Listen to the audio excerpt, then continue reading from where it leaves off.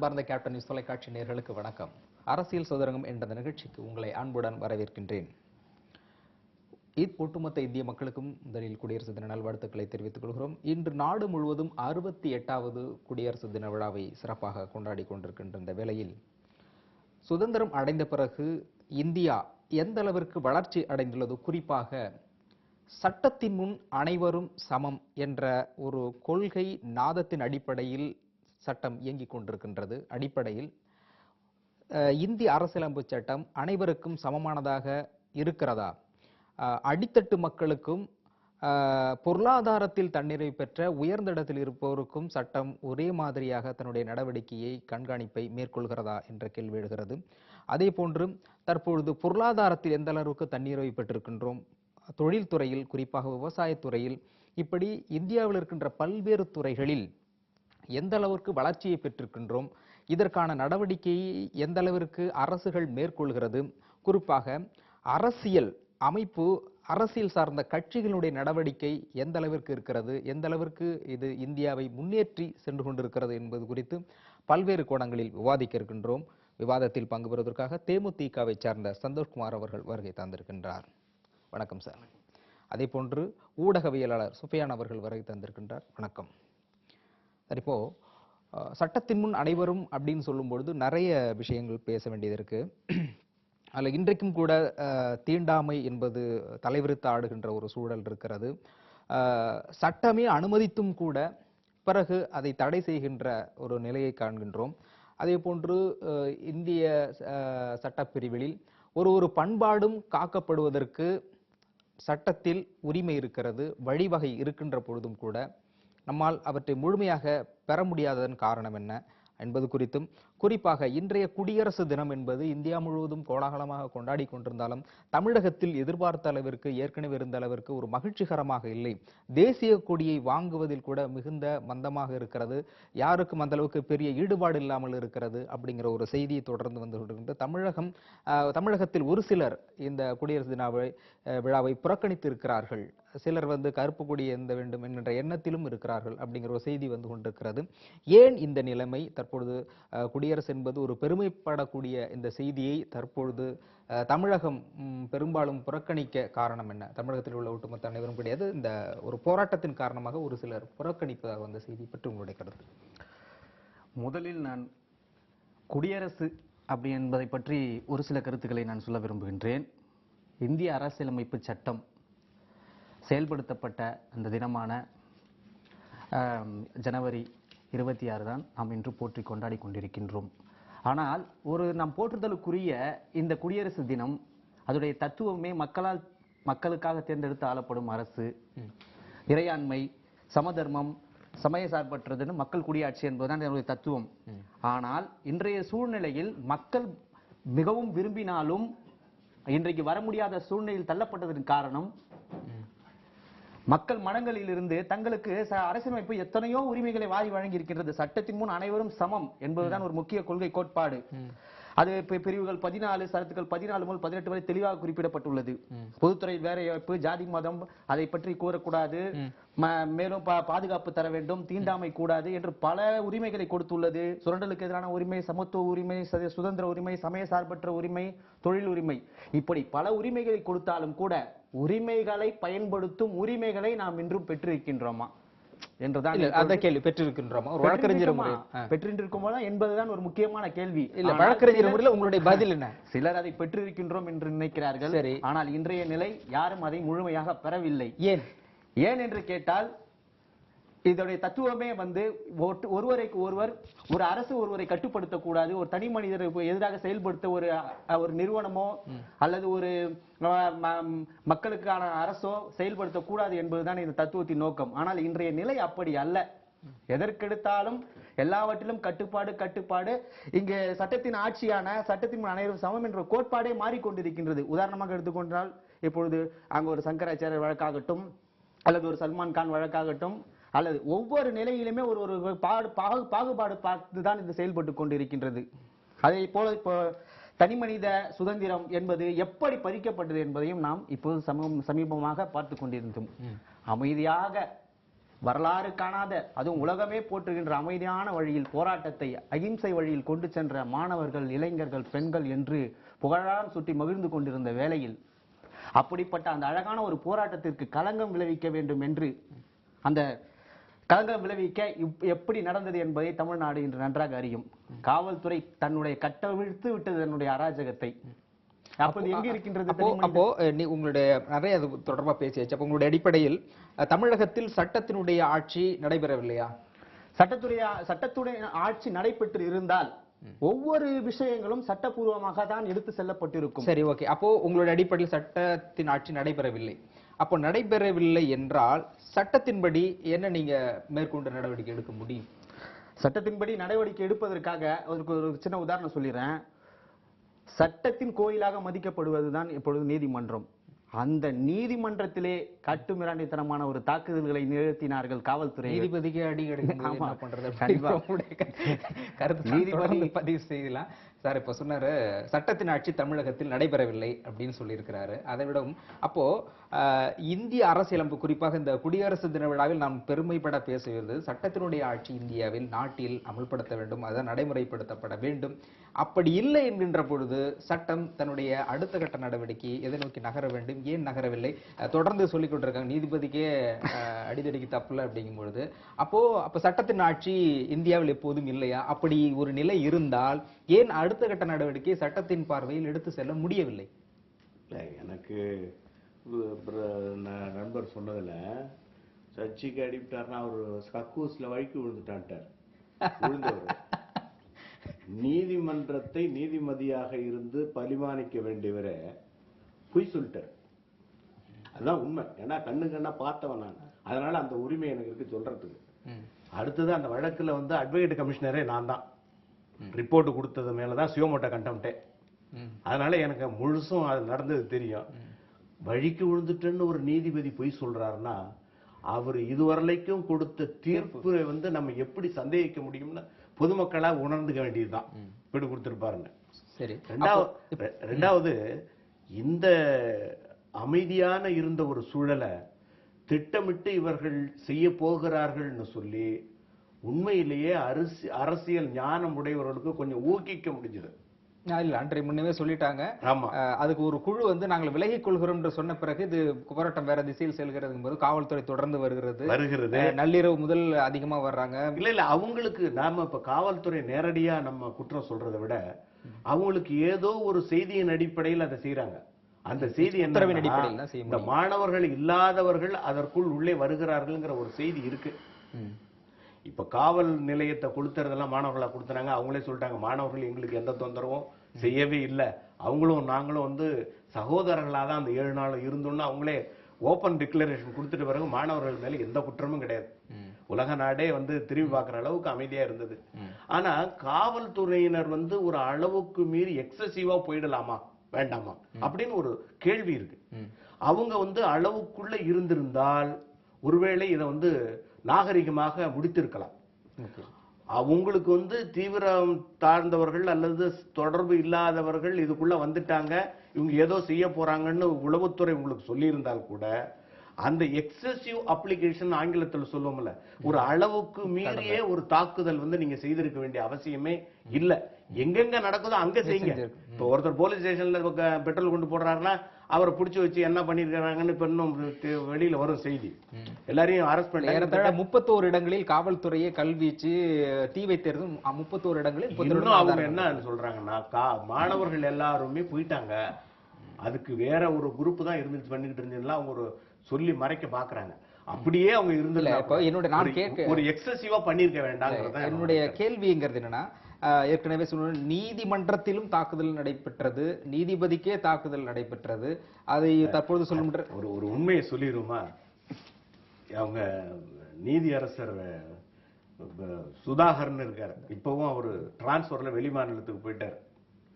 தலைமை நீதிபதி கிட்ட நான் தான் போய் சொல்றேன் இந்த மாதிரிங்க நடந்துட்டு இருக்கு, வித்ட்ரா பண்ண சொல்லுங்க போர்ஷன், இருங்க சுதாகரா ஜட்ஜி அனுப்பி இருக்கிறேன் பார்த்துட்டு சொல்லுவாருன்றாரு. அவர் என்ன சொன்னார் தெரியுங்களா, காவல்துறையினர் கருப்பு வண்டியில் கற்களை வைத்துக் கொண்டு எடுத்து அடிக்கிறார்கள், அதை பெற்று வழக்கறிஞர்கள் வந்த கல்லை எடுத்து திருப்பி அடிக்கிறார்கள்னு சொன்னாரே தவிர இப்ப இந்த உண்மையை யாரும் எங்கும் பதிவு பண்ண முடியல. அவர் நீதியரசரா இருக்கிறதால அவரும் ஒரு அபிடவிட் ஃபைல் பண்ண முடியல. அந்த வழக்கு நடந்துகிட்டு இருக்கிற பெஞ்சில கூட அவர் ஒரு சாட்சியம் சொல்ல முடியல. ஏன் சொல்ல முடியல, ஏன் சொல்லலங்கிறது சட்டத்தின் பார்வை விட்டுருவோம் நம்ம. இல்ல இப்படி எல்லாமே சட்டத்தின் பார்வை விட்டு சட்டம் செய்யலங்கிறது. இப்போ இல்ல பாமரனா ஒரு கேள்வி, இப்போ நீங்க நீதியரசரே சொல்றாரு நீதிபதி இந்த மாதிரி பண்றாங்கன்னா அதற்கான ஆதாரத்தை நீங்கள் எடுத்து வெளியிட்டு, ஆதாரங்கிறது யார் வேணாலும் கொடுக்கலாம், அது நீதிபதி கொடுக்கலாம், மற்றவர்கள் இல்ல. அதுங்கதான் நாங்க சந்தேகப்படுறோம். இப்ப நீங்க கேட்ட கேள்வி சரியான கேள்வி கேட்டிருக்கீங்க. இப்ப நீதிமன்றம் நடந்துகிட்டு இருந்துச்சு, அதுல 3 மெம்பர் பெஞ்ச் அந்த நடந்து டிக்டேட் பண்ணிக்கிட்டு இருக்காரு ஆர்டர். ஏன்னா நான் கூட இருக்கிறவன், என்ன டிக்டேட் பண்ணிக்கிட்டு இருக்காருன்னா அதுல தான் என்னை அப்பாயின்ட் பண்றாங்க அஸ் அன் அட்வொகேட் கமிஷனரா. டிக்டேட் பண்ணிக்கிட்டு இருக்கும் பொழுதுதான் டிஜிபி, செக்ரட்டரி, அந்த அம்மா தான் செக்ரட்டரியா இருந்தாங்க, ஒரு அம்மா கேரளத்துல இருந்து வந்தவங்க நினைக்கிறேன், அவங்க எல்லாருமே கமிஷனர் எல்லாரும் உள்ள நுழையிறாங்க. ஜட்ஜ் என்ன சொல்றாரு, அவங்கள அந்த கார்னர்ல உட்கார சொல்ல, அவங்கள்ட்ட நான் பேச விரும்பலன்ட்டேன். ஆனா இந்த செக்ரட்டரியா இருக்கிற இந்த அம்மா நான் ரகசியமாக சில செய்திகளை சொல்ல வேண்டியிருக்கு, இந்த நீதிமன்றத்தை நிறுத்திட்டு நீங்க நான் சொல்றதை கேளுங்க, என்னுடைய ரெப்ரசன்டேஷனை அப்படின்னு சொல்றாங்க. அது எப்படி ஒரு நீதிமன்றம் நடந்துகிட்டு இருக்கும் பொழுது, ஒரு ஆர்டர் டிக்டேட் பண்ணிட்டு இருக்கும் பொழுது ஒரு செக்ரட்டரி சொல்றாங்கன்னு ஒரு நீதிமன்றத்தை நிறுத்த முடியுமா, முடியாதா? சட்டப்படி செய்யக்கூடாது. ஆனா நீதிமன்றம் செஞ்சது. எல்லா வழக்கறிஞர்கள் வெளியில போங்கப்பா, இவங்க என்னமோ சொல்லணுங்கிறாங்கன்னா அப்ப நீதிமன்றம் யாருக்காக இயங்குகிறது அந்த இடத்துல? இந்த அம்மா சொன்ன உடனே ஆர்டர் அப்படியே ரிவர்ஸ் ஆச்சு, போயிட்டு இருந்த ஆர்டர். அப்புறம் தான் சிவமோட்டோ கண்டெம்ப்டுக்கு வந்தாங்க அவங்க. இல்லன்னா சிவமோட்டோ கண்டெம்ப்ட் கூட வேற மாதிரி போயிருக்கும். நம்மளை பொறுத்தவரையில என்ன சொல்றோம்னு சொன்னா, நீதிமன்றம் மக்களுக்காக இருக்கிறதுன்னு நினைச்சுக்கிட்டு இருக்கிறோம்.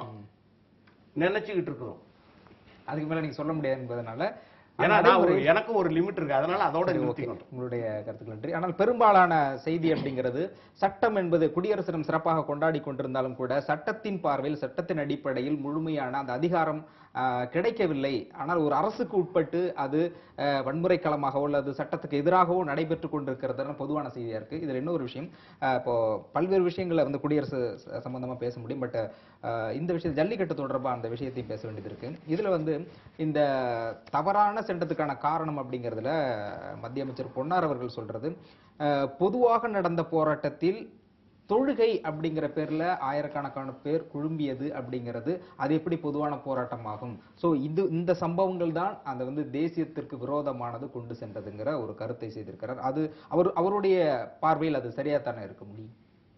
இப்போ வழக்கறிஞர்கள், 2 வழக்கறிஞர்கள், சட்டத்தை ரொம்ப ஆய்வு செய்யக்கூடிய என்னுடைய மரியாதைக்குரிய நண்பர், மூத்த வழக்கறிஞர் வந்திருக்கிறாங்க, ஐயா சம்பத்து. ரொம்ப தெளிவாக வழக்காடு மன்றங்களில் நடக்கக்கூடிய உரையாடல்களை பழகிட்டார். தேமுதிகனுடைய மரியாதைக்குரிய சகோதரர் சந்தோஷ்குமார் சொன்னார், இது 68வது சுதந்திரம் அடைந்து இன்று 9:10 மணி ஆகி 9:10 ஆகிறது. இது வரைக்கும் மகிழ்ச்சியோடு கொண்டாடுகிறோமா? அதுல எந்த விதமாக இந்திய மாண்புகள் கருவறுக்கப்பட்டிருக்கிறது, வெற்றி பெற்றிருக்கிறதா என்ற ஒரு நீண்ட நெடிய விவாதத்திற்கு கேட்ட கேள்விக்கு நான் வந்துடுறேன். அதனால அந்த மூலத்தை சொல்லித்தான் வரும். 1946 அரசியல் நிர்ணய சட்டம், 1947 ஆகஸ்ட் 2 மரியாதைக்குரிய ஐயா அம்பேத்கருடைய தலைமையில இந்த குழுக்கள் எல்லாம் உருவாக்கப்பட்டு தலைமை வகுத்து இந்தியாவில் சமநீதி, without discrimination among the peoples, மக்களிடையே இருக்கக்கூடாது, நீதி, சிறுபான்மை மாண்புகள் எல்லாம் கொடுக்கப்பட்டிருக்கு. Propagation, worship right, whatever you need, நீ எதை நினைக்கிறியோ அதை ப்ரொஃபஸ் பண்ணலாம், எல்லாம் கொடுக்கப்பட்டு இருக்கக்கூடிய இந்த நாட்டில் சுதந்திரம் கிடைத்திருக்கிறது. சுதந்திரம் செவ்வாய் கிரகத்துக்கு அனுப்பப்பட்டிருக்கு. மனித உரிமைகளுக்கான உரிமைகள் இருக்கிறதா என்கிற கேள்வி இன்றும் தொங்கித்தான் இருக்கிறது. முதல்ல அப்ப நம்ம உடனே அதற்கு எதிரான கருத்து இல்லை. உண்மை கேட்பதற்கு நமக்கு ரைட் இருக்கு, அரசியல் சட்டம் உரிமை கொடுத்திருக்கு. அந்த அடிப்படையில ஒரு கலாச்சாரத்தை கருவறுக்கக்கூடிய சக்திகளுக்கு எதிராக உணர்வாளர்கள் போராடுகிறார்கள். அதுதான் முக்கியம். அது தமிழா, கன்னடமா, மலையாளமாங்கிற கேள்வி அல்ல. அதை திட்டமிட்டு கருவறுக்கக்கூடிய விஷயத்தை அவங்க சொன்னாங்க. இன்னைக்கு வந்திருக்கக்கூடிய வீடியோ கிளிப்பிங்ஸ் எல்லாம் பாத்தீங்கன்னா ஒரு பெரிய நாம ஒரு நாகரிக சமூகத்துல இருக்கிறோமா அப்படிங்கிறது புரியல. இந்த கற்களே இங்க இல்லைங்கிறாங்க. ஒரு அம்மா கூட்டு காட்டினாங்க. நீங்க கேட்ட கேள்விக்கு பதில் நான் 2வது வர்றேன். கற்களை காட்டி காட்டுறாங்க. கடல் மணல்கள்ல எப்படி இப்படி ஒரு கிரஷர் கல் வந்திருக்கு இல்ல. ஒரு அம்மா சொல்றாங்க, நாங்க உட்கார்ந்துகிட்டு இருந்தா வெள்ளை கலர் பொடிய காவல்துறை வீசினார்கள். திருப்பி கேட்கறாங்க நியூஸ் எடிட்டர் அந்த ரெக்கார்டு, எதை வீசினாங்க? திருப்பி சார் நான் பொய் சொல்லல சார், எனக்கு தெரியாது, நான் படிக்கல. ஒரு 40-35 வயசு இருக்கும். வெள்ளை கலர் பொடியை தூவுனாங்க, உடனே தீ பிடிச்சது, வீட்டுல அடிச்சாங்க, பிள்ளையெல்லாம் ஓடணும். அப்ப நம்ம என்ன நடக்குது? ஜினோசைட பத்தி பேசிக்கிட்டே இருக்கோம், உலக ஜினோசைடுகள்லாம். அப்ப இந்த மாதிரி ஒரு அரசு, ஒரு ஸ்டேட் ஸ்பான்சர்ட் ஒரு கைண்ட் ஆஃப் டெரரிசம் அப்படின்னு தான் நான் இதை சொல்ல முடியும், கடுமையான வார்த்தைகளால பதிவு செய்து ஒண்ணு. அப்போ அது உலகத்துல தமிழ் சமூகம் சென்னை பாதுகாப்பான நகரமாக மக்கள் உணரக்கூடிய ஒரு சிறந்த நகரம். நியூயார்க்ல ஒரு விஷயம் வந்துட்டா அடுத்த முறை நாகரிகத்தினுடைய தொட்டில்களாக இன்னைக்கு இந்த இடத்துல ஒரு போராட்டம் நடக்கிற போது எல்லாரும் கூடியிருக்காங்க. இது ஒரு நல்ல ஒரு இன்டிகிரேஷன் தானே. அது இருக்கும்போது அப்போ இந்துக்கள் இருக்காங்க, இல்ல இந்துக்கள், கிறிஸ்தவர்கள் இருக்காங்க, எந்த இடத்திலும் தலித்துகள் இருக்காங்க, சரி, இஸ்லாமியர்கள் இருக்காங்க. அப்போ இஸ்லாமியர்கள் அங்க வந்து டீயை கொடுக்குறாங்க, காஃபி கொடுக்குறாங்க. இல்ல சார், நீங்க சொல்றதை முழுமையாக ஏற்றுக்கொள்ள முடியுது. அவர் சொல்றதுங்கிறது இந்துக்கள் அப்படின்னு தனிப்பட்ட முறையில் அவர்கள் ஒரு மத ரீதியாக எந்த விஷயமும் நடைபெறல.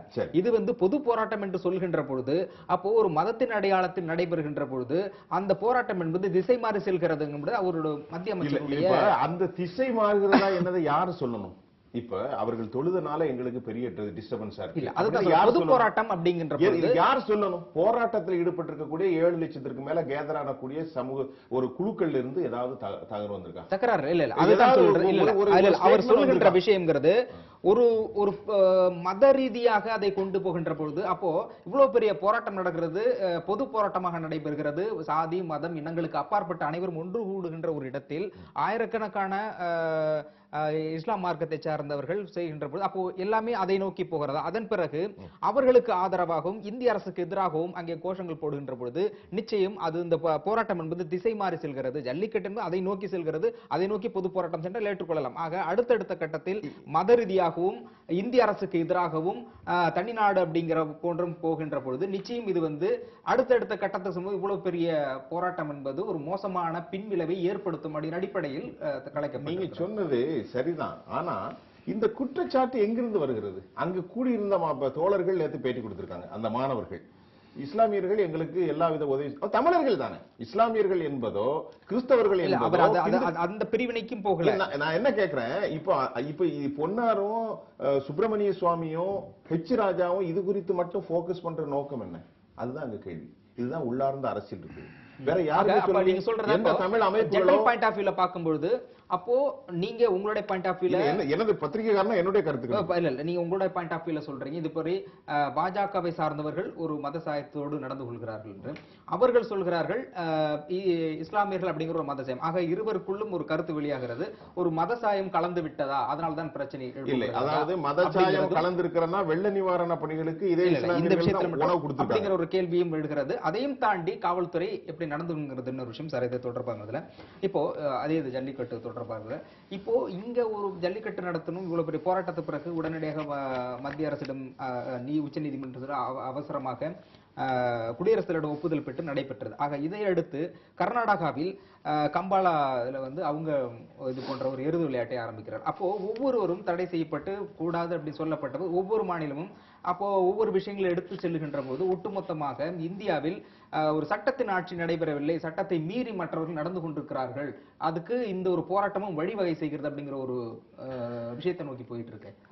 முக்கியமாக ஒரு சட்டத்தை வந்து செயல்படுத்தி கொண்டிருக்கிறார்கள் என்றால் அதில் ஏதாவது ஒரு விளைவுகள் ஏற்படும் பொழுது அந்த சட்டத்தை தான் இருக்கின்ற நிலையில் இருந்து அந்த அரசு உடனடியாக அதை நிவர்த்தி செய்வதற்கான முன் நடவடிக்கைகளை எதுவும் எடுப்பதில்லை, அதை செய்வதில்லை. உதாரணமாக அங்கு ஏதாவது பிரச்சனை நடக்கட்டும், பின்பு பார்த்து கொள்ளலாம், அவர்கள் குற்றம் செய்தார்கள் இவர்கள் குற்றம் செய்தார்கள் என்ற ஒரு காரணம் தேவைப்படுகிறது. அந்த காரணத்தை தேவைப்படுவதற்கு காரணத்தினால்தான் இவர்கள் உடனடியாக அந்த சட்டத்தில் எதிராக பிரச்சனை ஏற்பட்டால் செய்வது இல்லை. அதே போன்று நீங்கள் இப்பொழுது கேட்டீங்க கர்நாடகா வந்து கம்பாலா, அது இப்போ இந்த கம்பாலா அவங்க எப்படி கேட்க வராங்கன்னு சொன்னா அவங்களுக்கு இதே மாதிரி 2014 ஜல்லிக்கட்டு நடத்துறீங்க எங்களுக்கு கொடுங்க. அது மட்டும் இல்லாம அவங்க மறைமுகமாக ஒரு மிரட்டலும் கூட. அந்த தமிழகத்திற்கு இதுவரை வந்து பிஜேபியில் வந்து ஒரு எம்பிகள் கிடையாது, ஒரு எம்பி இருக்கு. அந்த எம்பிகள் வந்து போதுமான அளவுக்கு இல்லாத இடத்துலயே நீங்க அவங்களுக்கு வந்து ஒரு கட்டுப்பட்டு அவங்களுக்கு எதை செய்ய முடியும் பொழுது கர்நாடக மாநிலத்தில் 17 எம்பிகள் நாங்கள் இருக்கிறோம். அது மட்டும் இல்லாமல் போராட்ட காலத்தில் அங்கு மாணவர்கள், இங்கு நாங்கள் வேறு விதமான போராட்டம் என்று எல்லாம் ஒரு மறைமுகமான ஒரு சூழ்நிலையை ஏற்படுத்தி வருகிறார்கள். ஆனால் இப்படி ஒவ்வொரு மாநிலமும் ஒவ்வொரு பிரச்சனையை கொண்டு வரும் பொழுது முந்தைய அரசு இதை செய்ததா, நான் ஏன் செய்ய வேண்டும், என்னால் இதை செய்ய முடியாது என்று இதை கைவிரிக்கின்ற கோலங்களை செய்துவிட்டு பின்னால் இதை நான் தான் செய்தேன் எப்படி என்று தன்னை ஒரு பிரச்சனையில் தன்னை முன்னிறுத்திக் கொள்வதில் தான் அனைத்து மேல கட்சிகளாகட்டும் இருக்கட்டும், அனைத்து மாநில கட்சிகளாக இருக்கட்டும், தன்னை முன்னிறுத்திக் கொள்வதிலே முக்கியமாக இருக்கின்றது. நம்ம இப்ப இந்த ஜல்லிக்கட்டுக்கும் அது ஒரு சின்ன ஒரு வித்தியாசத்தை பார்த்தோம்னு சொன்னா, ஜல்லிக்கட்டு என்பது நாம் வந்து அந்த மாடுகளை ஒரு குழந்தைகள் போல் வளர்த்து அவற்றை அதுக்கு ஒரு கட்டுப்பாடு இருக்கு. மஞ்சு விரட்டு, வட்ட மஞ்சு விரட்டு என்று 3 விதமாக செய்கின்ற இந்த சல்லிக்கட்டு என்பதே சல்லிக்காசை கழுத்தில் கட்டி அதை யார் இழுக்கின்றார்களோ அதுதான் அப்படின்னு சொல்லிட்டு, வட்ட மஞ்சு விரட்டுல ஒரு கயிறு கட்டி அந்த கயிறு பிடித்து இழுக்குவது, இன்னொரு அந்த ஒரு குறிப்பிட்ட எல்லையை கடந்து விட்டு அந்த மாடை தொடப்போவதில்லை, இப்படி இருக்கின்றார்கள். ஆனால் இந்த கம்பாலா அந்த விளையாட்டில் பார்க்கும் பொழுது கர்நாடகாவில் ஒரு சகதியில் விட்டு 2 மாடுகளை கட்டி ஏர் பூட்டி ஓடுவது போல் விரட்டி கொண்டு போய் அங்கு ஜெயித்தால் மட்டும்தான், அதுவும் 160 மீட்டர் தொலைவில் 12 செகண்டுக்குள் சேர வேண்டும், 11 சேர வேண்டும் என்று போட்டியில் குச்சியை எடுத்து அந்த மாதை வதம் செய்து சென்று கொண்டிருக்காங்க. அதையும் இந்த ஜல்லிக்கட்டையும் ஒன்றாக எப்பொழுதுமே பார்க்க கூடாது. தொடர்ந்து பேசலாம். ஓகே சார், இது இந்த விஷயங்களுக்கு அப்போ இந்த ஜல்லிக்கட்டு என்பது ஒவ்வொரு மாநிலத்துக்குமான ஒரு வேற்றுமை ஏற்படுத்துகிறதா அப்படிங்கிற ஒரு விஷயம். அது இன்னொரு விஷயம், இப்ப மாணவர்கள் போராடி கொண்டிருக்கிறார்கள், அரசியல் தரப்பில் வந்து அவர்கள் செய்யவில்லை அப்படிங்கிற நம்ம குற்றச்சாட்டு, அரசியல்வாதிகள் செய்யவில்லை அப்படிங்கிற குற்றச்சாட்டை வைக்கின்ற அதே நேரத்தில் சட்டத்துறையில் இருக்கக்கூடிய வல்லுநர்கள் இதை அவர்களாக ஏன் செய்யவில்லை? அரசியல் பக்கம் ஒரு பக்கம், மாணவர் பக்கம், ஆக இந்த பொறுப்பு சட்டத்தின் ரீதியான பொறுப்பு அவர்களுக்கு இருக்குது, ஆனால் அவர்களும் செய்யவில்லை. தமிழகத்தில் இருப்பவர்கள் அனைவருமே தூங்கிக் கொண்டிருக்கிறார்களா அப்படின்னு பொதுமக்கள் பார்வையில் கேள்வி இருக்கு. தொடர்ந்து பேசலாம். ஒரு சிறிய விளம்பர இடைவேளைக்கு பிறகு நேர்களை அரசியல் சதுரங்கம் நிகழ்ச்சி ஒரு சிறிய விளம்பர இடைவேளைக்கு பிறகு தொடரும். நேர்களை அரசியல் சதுரங்கம் நிகழ்ச்சியில் குடியரசு தின விழாவை கொண்டாடி கொண்டிருக்கின்ற இந்த சூழலில் இந்தியாவில் குடியரசால் நாம் பெற்றதும் பெற வேண்டியதும் என்ன என்பது குறித்து விவாதித்துக் கொண்டிருக்கின்றோம். வழக்கறிஞர்கள், உங்களது கேள்வி, இப்போ தமிழகத்தில் பெரும்பாலானவர்களுடைய மாணவர்களுடைய அதங்கம் பொதுப்படையான விஷயம், ஆளும் கட்சியாக இருந்தாலும் எதிர்கட்சியாக இருந்தாலும் அவர்கள் தமிழக மக்களுடைய உணர்வையும் புரிந்து கொண்டு பெற வேண்டிய உரிமைகளையும் இழந்திருக்கிறார்கள் அப்படிங்கிறது யதார்த்தமான உண்மையாக இருந்தாலும் கூட, இவற்றில் பிற மாநிலங்கள் அதுபோன்று உரிமைகள் மறுக்கப்படுகின்ற பொழுது வழக்கறிஞர்கள் குழு அல்லது வல்லுநர்கள் சென்று இது தொடர்பாக சட்ட ரீதியான பிரச்சனைகளை சந்திக்கின்ற சூழலை நாம் பார்க்க முடிகிறது. ஆனால் அது போன்ற உங்களை போன்ற அரசியல் வழக்கறிஞர்கள், சிறந்த வழக்கறிஞர்கள் கூட இதில் தங்களுடைய பொறுப்புகளில் இருந்து தட்டி கழித்து விடுகிறார்களோ, அரசாங்கம் பார்த்து கொள்ளட்டும் என்று ஒதுங்கிக் கொள்கிறார்களோ என்ற ஐயப்பாடு மக்களிடம் இருக்கிறது. அது அப்படி அந்த பார்வையில் பார்க்கறத விட, இந்த ஜல்லிக்கட்டு தொடர்புடைய ஒரு சட்டம் நீ வச்சிருக்காங்கல்ல, கொண்டு வந்திருக்காங்கல்ல, அது இப்ப உச்ச நீதிமன்றத்துல நிக்குமா நிக்காதான்னு ஒரு கேள்விக்கு ஆகி போச்சு. ஆமா ஆமா, அதுவும் சட்டம் தெரிஞ்சவங்க தான் செஞ்சாங்க, சட்டம் தெரியாதவங்க ஒண்ணு கொண்டு வந்தாங்கன்னு சொல்ல முடியாது. இல்ல அதுதான் இந்த கேள்விங்கிறது. இல்ல இது இப்ப மக்களுடைய பார்வைங்கிறது என்னன்னா, இது அரசாங்கம் முயற்சி செய்து சென்று கொண்டது. எத்தனையோ விஷயங்களுக்காக வழக்கறிஞர்கள் போராடி கொண்டிருக்கின்ற பொழுது இந்த சட்டம் இப்படி வரும், இதை நீங்க முன்கூட்டியே செய்ய வேண்டும் என்றது வழக்கறிஞர்கள் தரப்பு. அதுதான் இந்த வழக்கறிஞர்களுடைய பங்களிப்பு அதுல அப்படிதான் நீங்க இல்லங்கிற மாதிரி சொல்றீங்க. அப்படி இல்ல, இந்த வழக்கறிஞர்கள் இப்ப தெரிஞ்சவங்க, சட்டம் தெரிஞ்சவர்கள் தான் இப்ப இந்த சட்டத்தை கொண்டு வந்திருக்காங்க. போராட்டத்திற்கு பிறகு அரசு சென்ற பிறகு அவர்களுக்கு ஆலோசனை சொல்றாங்க. ஆமா, முன்கூட்டியே ஏன் செய்யலங்கிறது. எங்களுக்கு என்ன ரைட்ஸ் இருக்கு, எங்களுக்கு எந்த உரிமையும் கிடையாது, கொடுக்கறத தான் நாங்க செய்ய முடியும். இப்போ இல்ல சுமோட்டா வழக்குங்கிற மாதிரி நம்ம போய் கொடுத்தோம்னு சொன்னா, நீ வந்து ஒரு விளம்பரத்துக்காக கொடுக்கற, அதனால என்ன நம்மள தண்டிக்கிற ஒரு சூழல் வந்துடுது. அப்படிலாம் நம்ம செய்ய முடியாது. யாராவது ஒருத்தர் வந்து இந்த வழக்க போடுங்கன்னு சொன்னாதான் போட முடியும். அல்லது கட்சியை சார்ந்த ஒரு வழக்கறிஞர்கள் இருக்கிறாங்க, சில கட்சிகளை சார்ந்தவர், அவங்க எதுக்கு இருந்தாலும் ஒரு பப்ளிக் இன்ட்ரெஸ்ட் லிட்டிகேஷன் போடுவாங்க, அப்புறம் அதை வாபஸ் வாங்குவாங்க. அதை அவங்க தொடர்ந்து செஞ்சுட்டு இருக்காங்க. அது எல்லாரும் அதுல செய்ய முடியாது. ஒண்ணு. ரெண்டாவது, இதெல்லாம் இன்டெலெக்சுவல் ஒர்க்குன்னு சொல்றது. சுப்ரீம் கோர்ட்டே ஒரு ஜட்ஜ்மெண்ட் கொடுத்திருக்கு.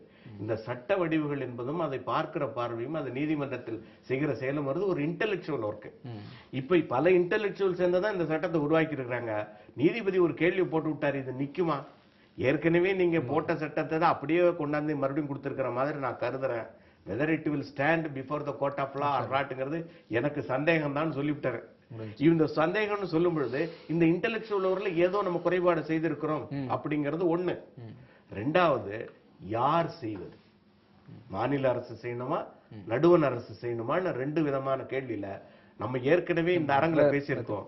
நடுவண் அரசு செய்ய வேண்டியதை நீங்கள் ஒரு காரணம் சொல்லி தட்டி கழித்து விட்டு, இன்னைக்கு ரிட்டர்ன் எடுக்கிறேன்னு சொல்றாங்கல்ல, அன்னைக்கு அதை ரிட்டர்ன் எடுத்துட்டு அடுத்த நாள் இதை கொண்டாந்துருக்கலாமே. முதல் நாள் ரிட்டர்ன் போட்டுட்டு அடுத்த நாள் இந்த சட்டத்தை பண்ணிருக்கலாம். ஆனா அவங்க செய்யல. ஏன் செய்யலங்கிறது நீதிமன்றத்தை போய் நம்ம கடுமையா விமர்சிச்சுக்க வேண்டாம், அவங்கள்ட்ட பகைச்சிக்க வேண்டாம், அதனால நம்ம ஸ்மூத் டீலிங்ஸ் இப்போ இருக்கட்டும் அப்படின்னு அவரும் நினைச்சிருக்கலாம். யாரு பிரைம் மினிஸ்டர் நினைச்சிருக்கலாம். இவரு என்ன செஞ்சிருக்கலாம், நம்மள்ட்ட கிடைக்கிற வாய்ப்பு நம்மள போட சொல்றாங்க, நம்ம ஒரு சட்டத்தை போட்டு கொடுத்துருவோம்னு சொல்லி ஏற்கனவே போட்ட ஒரு சீல் எடுத்து டக்குன்னு ஒரு குத்தி இப்ப குடிச்சிட்டாங்க. அந்த சொல்றத சொல்றேன். இப்ப அவங்க முடிவு பண்ணுவாங்க நீதிமன்றம் எதுன்னு சொல்லி. இப்ப வழக்கு பதிவு பண்ணியாச்சு, அது மேல எதிர்த்து வழக்கு பதிவு பண்ணிட்டாங்க. அப்போ எதிர்த்து வழக்கு பதிவு பண்ணுகிற அளவுக்கு தான் நம்ம சட்டத்தை கொண்டாந்து இருக்க முடியுது. இதுல வழக்கறிஞர்கள் போய் இதுல தலையிட்டு நீங்க அப்படிலாம் செய்யுங்க இப்படிலாம் செய்யுங்கன்னு நல்ல நேரத்திலேயே வக்கீல் சொன்னா கேட்கறது இல்லை. நீங்க அரசுக்கு ஏதாவது ஒரு வக்கீல் கோரிக்கை சொன்னா இந்த வக்கீல் இதே தான் சொல்லிக்கிட்டு இருப்பாங்க. இவங்களுக்கு வேற வேலையை கிடையாது. போராட்டம் நடத்தினா வேற சொல்லுவாங்க. ஒண்ணு மட்டும் தெரிஞ்சுங்க, வழக்கறிஞர்கள் நடத்தின இதுவரை போராட்டத்துல அவர்களுடைய நலனுக்காக அவர் போராடந்தே இல்லை. இதுதான் உண்மை வரலாறு. எத்தனை போராட்டம் நடந்திருந்தாலும் அது பிறருக்காக இருக்குமே தவிர இலங்கை தமிழர்களுக்காக பண்ணியிருப்போம். சிபிசி அமெண்ட்மெண்ட்டுக்கு பண்ணியிருப்போம். கிரிமினல் இருந்தாலும் கூட முடியல அப்படிங்கிறது உங்களுடைய விஷயமா இருந்தாலும் இப்போ வழக்கறிஞர் சங்கத்தின் அனுப்பாக இது ஒரு அடையாள உண்ணாவிரதம் அப்படின்னு மக்களுக்கு தெளிவுபடுத்தி இப்போ பொங்கல் வருகுதுன்னா 2 மாதங்களுக்கு முன்பாகவே இது போன்றவருக்கு அரசு செய்ய வேண்டுமோ அல்லது பொதுமக்கள் சார்பாக நீங்க வழக்கெடுத்தால நான் இது தொடர்பாக வழக்காட தயாராக என்று ஒரு விழிப்புணர்வு, சட்ட ரீதியான விழிப்புணர்வை இங்க இருக்கின்ற வழக்கறிஞர்கள் செய்திருந்தால் இன்னும் சிறப்பாக இருந்திருக்கும். வருகின்ற பொழுதும் தடை என்கின்ற பொழுது அது பொதுமக்களே போராட வேண்டிய சூழலுக்கு தள்ளப்பட்டிருக்கிறது அவங்களுடைய ஆதங்கமாக இருக்கு. பொதுமக்கள் போராடினாதான் அதுக்கு வக்கீல் ஏதாவது சப்போர்ட்டா செய்ய முடியும். வக்கீல் சப்போர்ட்டா பண்ணா இவங்களுக்கு இதே தொழில் தேவைப்படும். ஓகே சார், இது தொடர்பா குடியரசுத் தலைவருடைய அந்த உரைங்கிறது முக்கியமாக பார்க்கப்படுகிறது. அதுல அவர் சொல்லுகின்ற விஷயம் 2 விஷயங்கள் இருக்கு, எதிர்மறையாகவும் பார்க்கப்படுகிறது. நாட்டில் பொருளாதாரம் மிக வேகமாக முன்னேறி கொண்டிருக்கிறது என்கின்ற ஒரு கருத்தையும், அதே நேரத்தில் பண மதிப்பிழப்பால் பொருளாதாரம் மந்தமாக அடைந்துகிறது, மந்த நிலை அடைந்திருக்கிறது அப்படின்னு சொல்லியிருக்கிறாரு. இப்போ இந்திய பொருளாதாரம் தற்பொழுது எப்படி இருக்கிறது, இந்த டிமானிட்டைசேஷனுக்கு பிறகு அவர்கள் எடுத்த அந்த கருப்பு பணம் எவ்வளவு, அது எந்த வழியில் பயன்படுத்துகிறார்கள் என்பது குறித்து உங்களுடைய பார்வை? அதாவது 2014 மே மாதம் பிரதமர் மோடி ஆட்சிக்கு வருகிறார். வரும்போது ஒரு அழகான வாக்குறுதியை சொல்றார். உண்மையாலே ஐ பவ் மை ஹெட். இந்தியாவுடைய யார் சொல்றாரு, நம்முடைய அந்த இதுல ஹோம் மினிஸ்டர், நாங்க we should maintain really secular. நாங்க இந்தியாவில் ஒரு அற்புதமான ஒரு நட கொண்டு வந்து இன்க்ளூசிவ் ஆஃப் டெவலப்மெண்ட், சப்கா சாத் சப்கா விகாஸ். அப்படிதானே சார்? ஹிந்தியில் அப்படிதான் சொல்லுங்க சார். அப்ப சாருக்கு தெரியும். வைப்ரண்ட் அண்ட் ஸ்ட்ராங் இந்தியா, இது நல்ல ஒரு அழகான விஷயம்.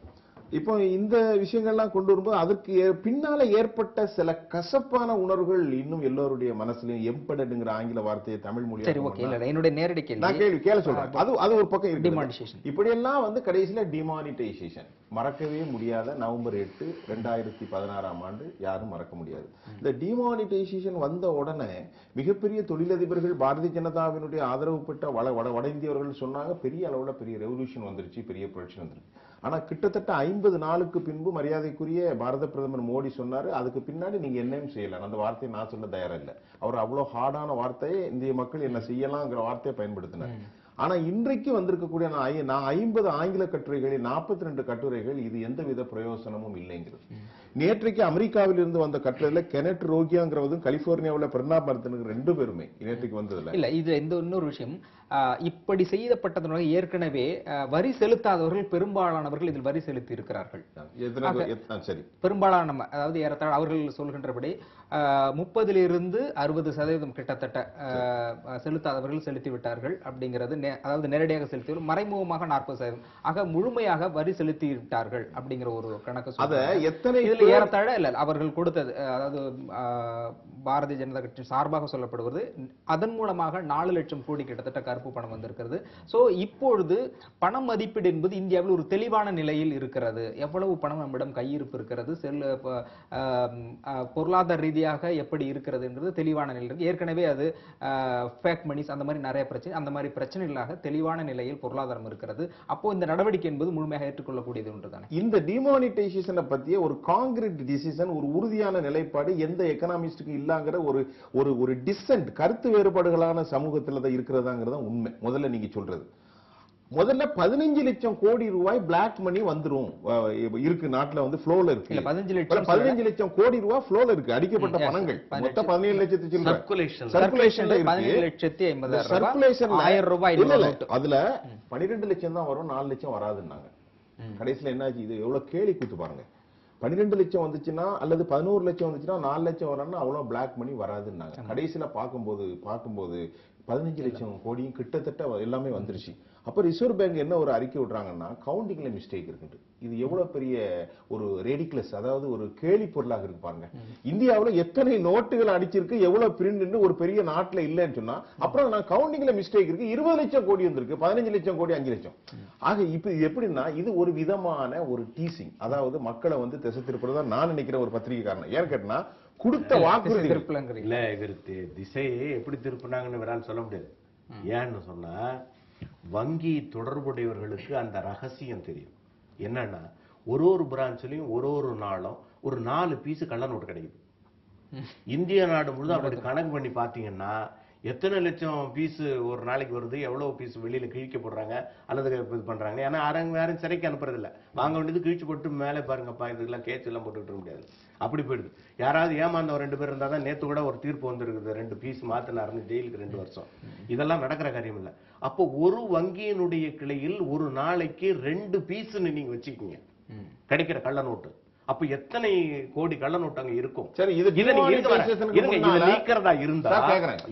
நீக்கிறதா இருந்தா டிமானிட்டைசேஷன் பண்ணாம ஏதாவது ஒரு வழியை நீங்க சொல்லுங்க பாப்போம். முடியாது. சரி, என்ன குறைபாடு இருந்துச்சுங்கிறத நம்ம பார்க்க முடியாதுல. டிமானிட்டைசேஷன் பண்ணத வேணா நம்ம ஏத்துக்கலாம். ஆனா அதுக்கு முன்னே ஏற்பாடாக அவர் செய்ய வேண்டியதை அவர் செய்ய தவறினாருங்கிறது ஒண்ணு. முன்னேற்பாடு அப்படி நீங்க சொல்றீங்க. முன்னேற்பாடுன்னா சொல்லிட்டீங்கன்னா அதுக்கு உங்களுக்கு சரியான கேள்வி கேட்க சரியா இருக்கும். இன்னைக்கு நடந்த தவறுகள் முழுதும் ரிசர்வ் பேங்க் ஆஃப் இந்தியாவிலையும் வங்கி பணியாளர்களாலுமே தான் நடந்திருக்கு. யாரையாவது பிடிச்சி வெறும் 2 பேரை ஜெயில போட்டிருப்பீங்க, 2 பேர் வந்திருப்பீங்க, அவன் ஜெயில போயிட்டு வந்து கேஸ் நடத்த போறான், முடிஞ்சு போச்சு மேட்ரு.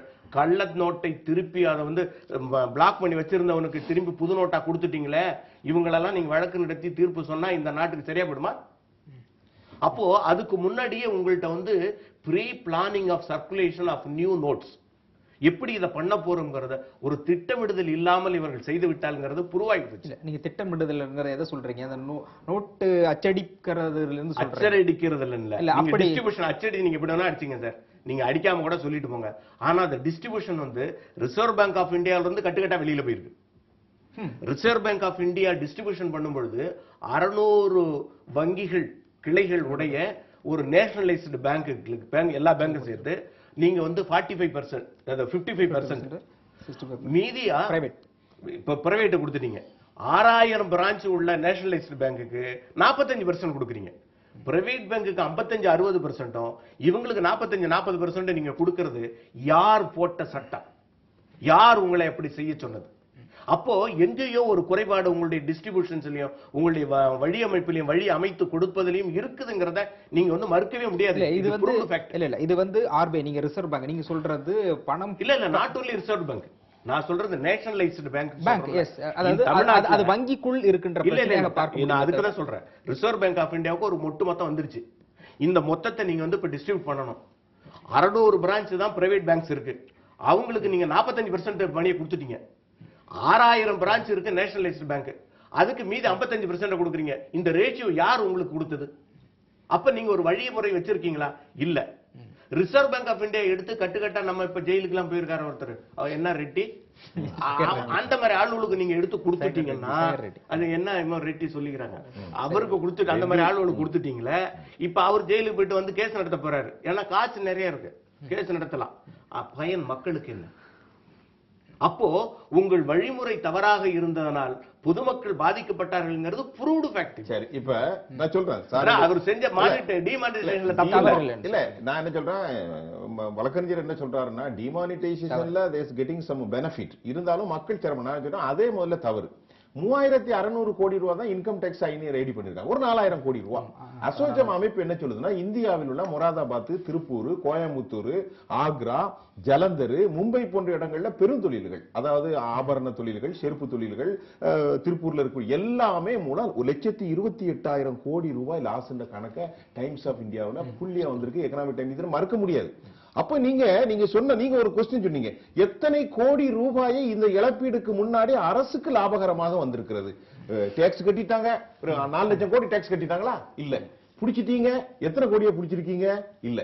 இந்தி கேஷ்லெஸ் எக்கனாமிங்கிறதே ஒரு, நீங்க ஜெர்மன்ல கூட கேஷ்லெஸ் எக்கனாமி செய்ய முடியாது.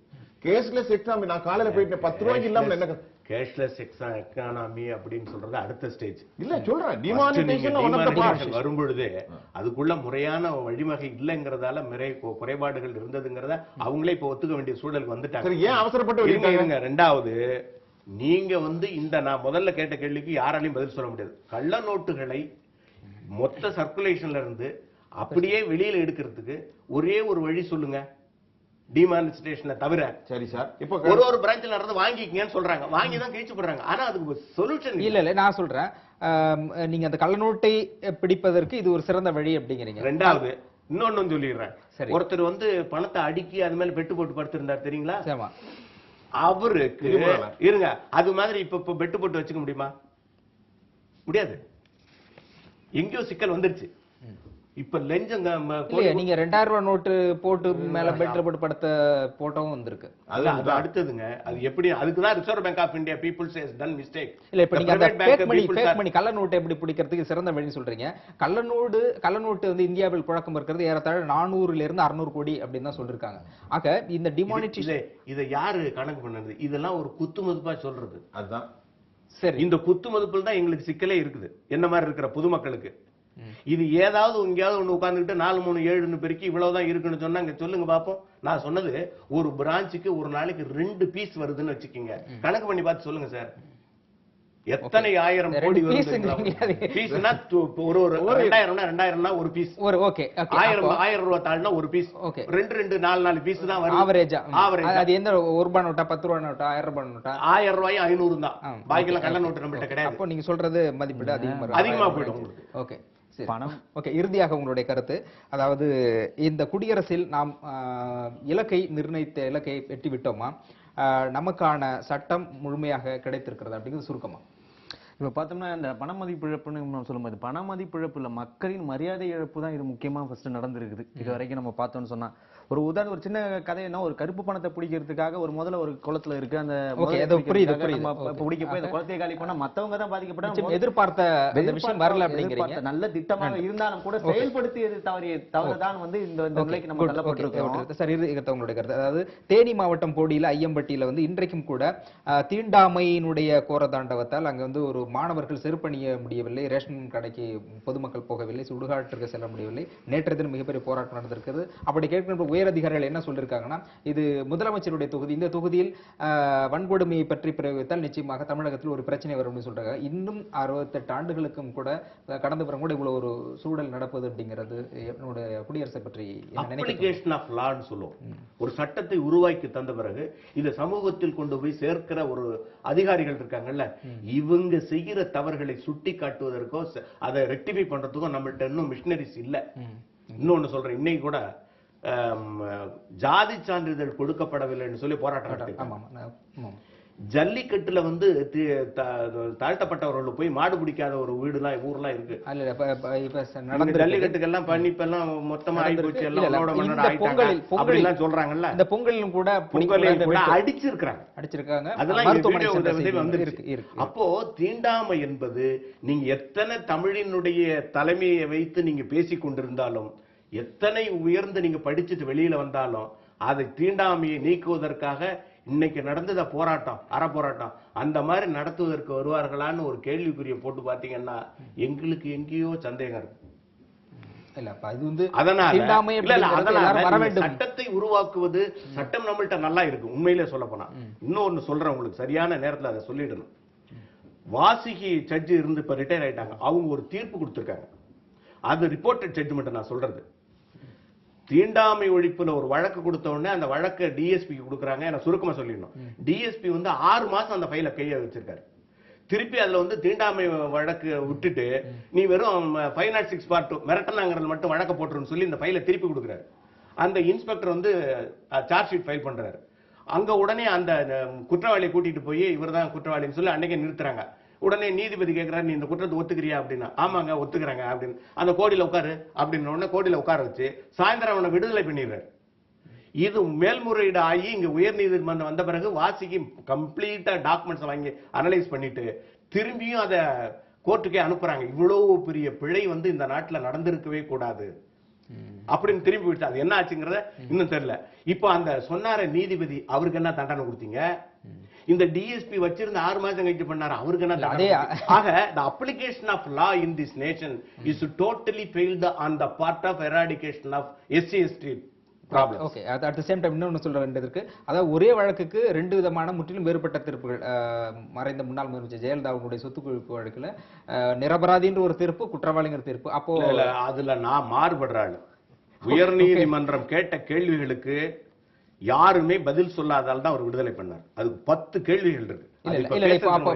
அடிப்படையிலான கேள்வி என்னன்னா, அப்போ 2 தீர்ப்பு இருக்கும்பொழுது அப்போ தீர்ப்பு சரியாக கொடுத்த ஏற்கனவே முதல் கட்டமா வழங்கிய நீதிபதி அல்லது 2ஆம் கட்டமா, அப்போ இவர்கள் மீது ஒரு சொல்லுவாங்க. ஓகே, அதை நம்ம தொடர்ந்து பேசலாம். இறுதியாக உங்கள் கருத்து கேட்க நேரமின்மையாக இருக்கிறது. நிகழ்ச்சி நிறைவு பகுதி வந்திருக்கின்றோம். தற்பொழுது குடியரசு தின விழாவை உலகெங்கும் இந்திய அங்கம் கொண்டாடி கொண்டிருக்கின்ற சூழ்நிலையில் நிச்சயம் குடியரசு சட்டம் அனைவருக்கும் சமம் என்பது இன்னும் முழுமையாக ஏற்றுக்கொள்ளக்கூட முடியாத சூழ்நிலையிலும் இன்னும் தீண்டாமை என்கின்ற ஒரு விஷயம் பாரம்பரியத்தை காக்க வேண்டிய போராட்டத்தில் இந்தியர்கள் இருந்து கொண்டிருக்க, நாம் இந்தியர் அனைவரும் ஒற்றுமையுடன் ஒரே கருத்துடன் இருக்கிறோம் என்ற குரல் மட்டுமே வந்து கொண்டிருக்கிறதை தவிர இந்திய அரசியல் சாசனம் சொன்ன அந்த சட்ட விதிகள் முழுமையாக அனைவருக்கும் சென்று சேரவில்லை, சென்று சேர வேண்டும் என்பது நம்முடைய கருத்தாக இருக்கிறது.